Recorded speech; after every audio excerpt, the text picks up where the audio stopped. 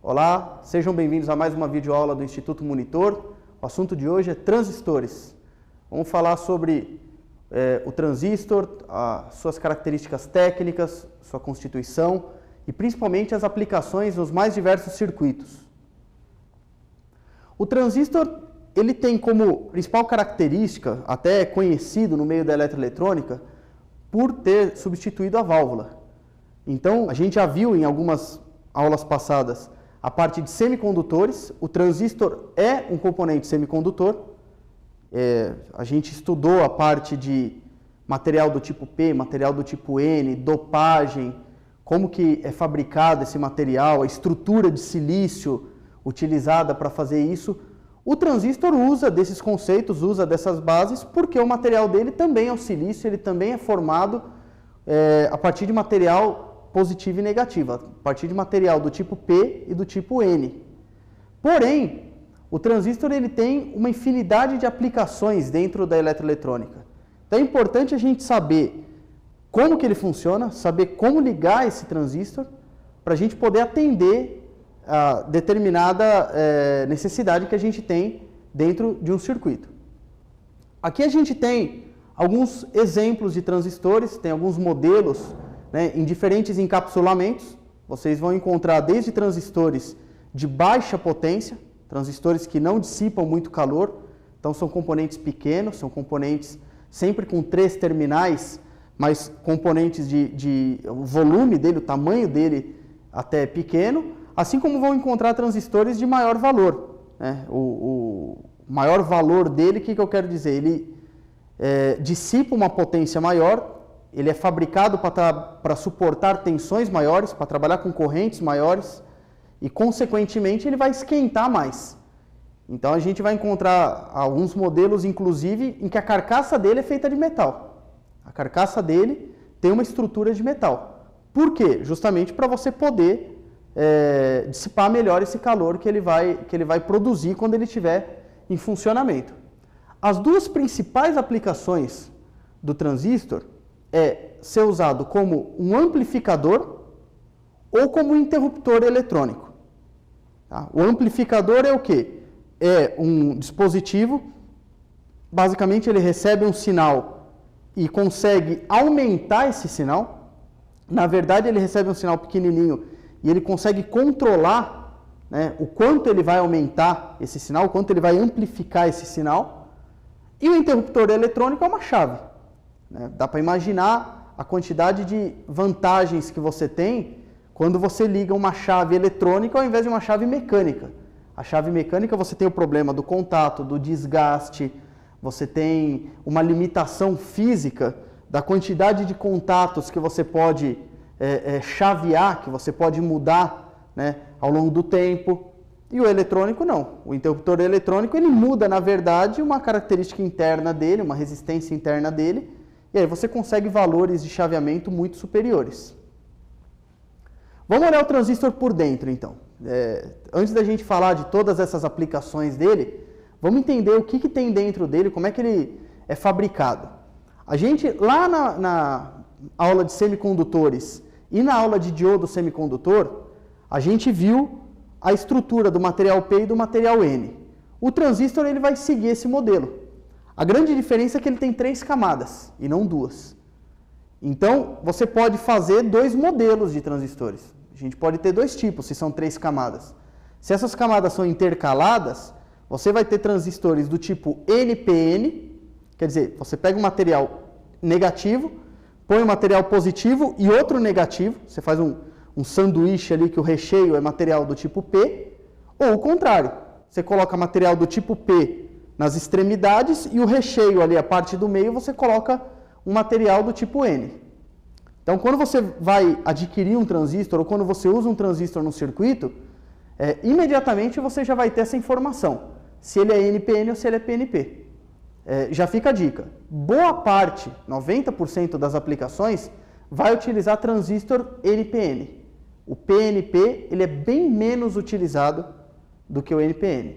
Tá? Por conta de aplicações, por conta de facilidade de uso, a gente vai ver isso mais para frente. Cada região dessa tanto do NPN quanto do PNP, recebe um terminal. Esse é o terminal externo do transistor. São aqueles 3 terminais que você tem acesso quando você compra o componente, quando você vê ele na placa. Então a gente vai chamar uma das regiões de base, uma de coletor e uma de emissor. E aí tem uma característica. A região do meio sempre vai ser a base. Quer dizer, coletor e emissor sempre vão ser do mesmo material. No caso do NPN, coletor e emissor são de material N. O recheio, que é a base, é de material P. No caso do PNP, é o contrário. Coletor e emissor são de material P. E a base é de material N. Uma dica: não é porque a região do meio é a base que o terminal do meio vai ser a base. Tem que tomar cuidado com isso. Sempre a região do meio é a base. Sempre que você olhar um transistor NPN ou PNP, você mentalmente vai lembrar da estrutura dele e você sabe que a base é a região do meio. Mas não quer dizer que você pegando o componente na mão e olhando os 3 terminais, falar, ó, esse terminal do meio aqui é a base dele porque a região do meio é a base. A base pode não estar no terminal do meio. Vai acontecer de estar no terminal do meio, mas isso não é uma regra. Então tem que tomar um cuidado com isso. Bom, a simbologia do transistor, PNP e NPN, difere. Mas difere numa característica só, no terminal do emissor. Para o PNP, a seta do terminal do emissor está apontando para dentro do transistor. No NPN, que está ali na direita da nossa apresentação, a seta do terminal emissor está apontando para fora do componente. Você, em contato com um circuito elétrico, com um diagrama elétrico, tem um transistor ali, você olhando para a simbologia, você já sabe se é NPN ou PNP. Tá? Tem que lembrar, seta para dentro, a corrente penetra no circuito, a corrente entra no componente pelo emissor.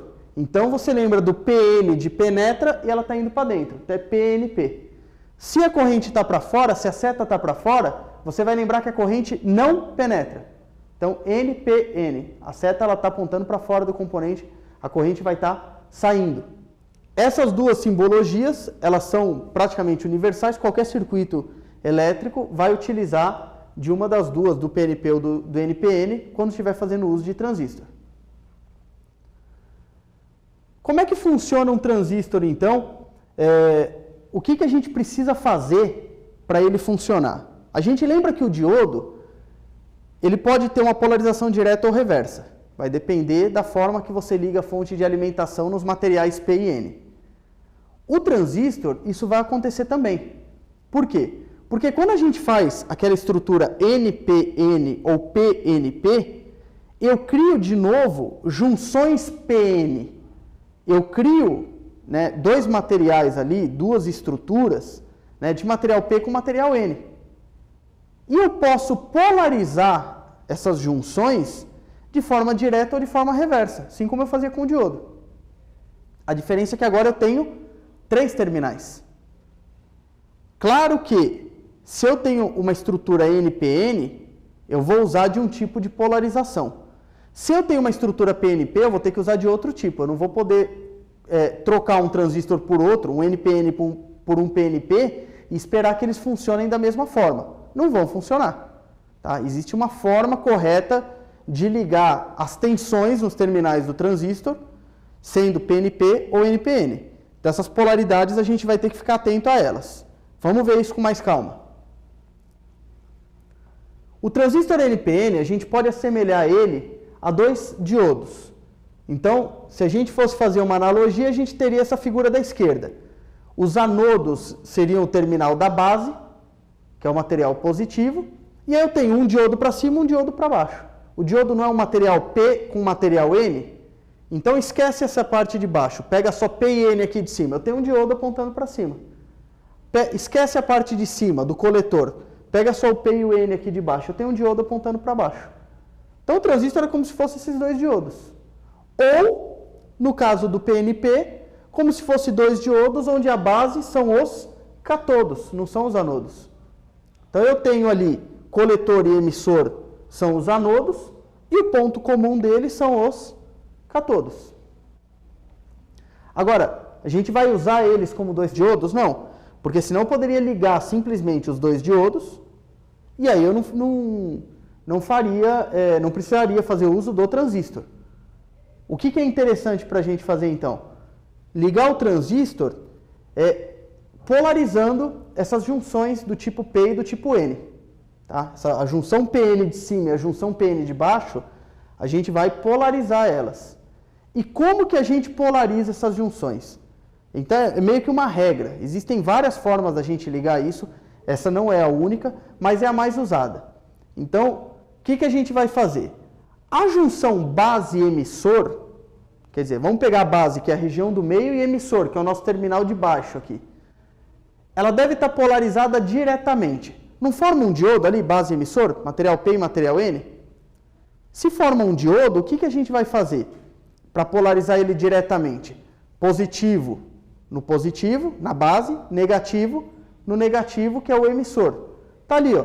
Na figura da direita, eu tenho uma fonte de alimentação, é a fonte da parte de baixo do circuito, polarizando aquele diodo base-emissor, aquela junção PN, diretamente.